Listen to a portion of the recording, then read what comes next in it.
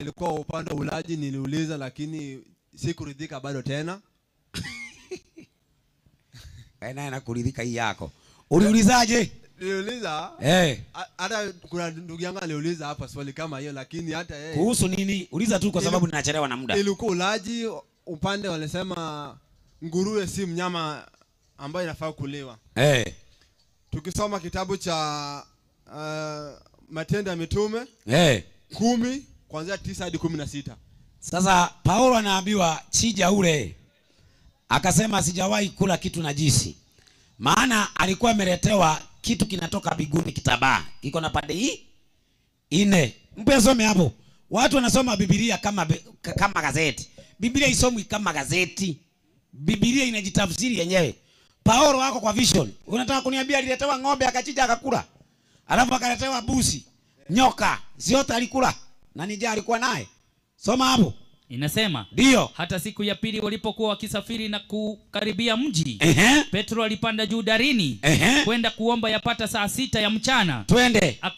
Akaumwa na njaa sana. Akaumwa na njaa sana. Akataka kula. Akafanyaje? Lakini walipokuwa wakiandaa chakula, akafanyaje? Roho yake ikazimia. Mpe maiki kwanza. Si chakula ilikuwa inaandaliwa? Ndio. Si yeye amezimia? Ndio. Na akoja?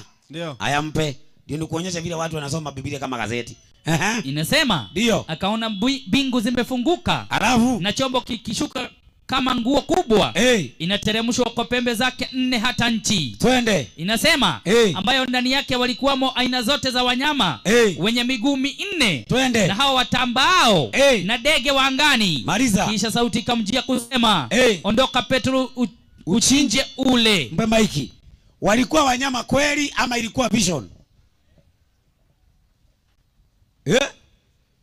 Ni vision aliyoona. Si kule kunaandaliwa chakula? Ndio. Si alikuwa na njaa? Ndio. Si walikuwa wanaandaa chakula? Ndio. Kabla chakula kiive si amezimia? Ndio. Sasa vile amezimia ni wanyama wamekuja ama ni vision? Hiyo ni vision. Haya mpe sasa nikuonyeshe maana ya vision. Soma 28 hapo. 28. Usifikiri hapo ni nguruwe iko hapo. Ati sasa wanyama wote walikuwa hapo. Hata nyoka. Hata kinyoka. Sasa aenda kula kinyoka maana ilikuwa hapo. Soma tusikie. Inasema ndio akawaambia nyinyi mnajua ya kuwa si halali mtu aliye Myahudi ashikamane na mtu aliye taifa lingine. Kumbe ilikuwa na shida. Watu wa mataifa hawakuwa wanashikamana na Wayahudi.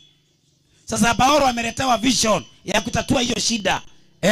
Inasema ndio ashikamane na mtu aliye wa taifa lingine wala kumuendea. Twende. Lakini Mungu amenionya nisimuite mtu awaye yote mchafu au wala najisi. Lakini pale alikuwa ameletewa watu ama wanyama? Wanyama. Lakini ameambiwa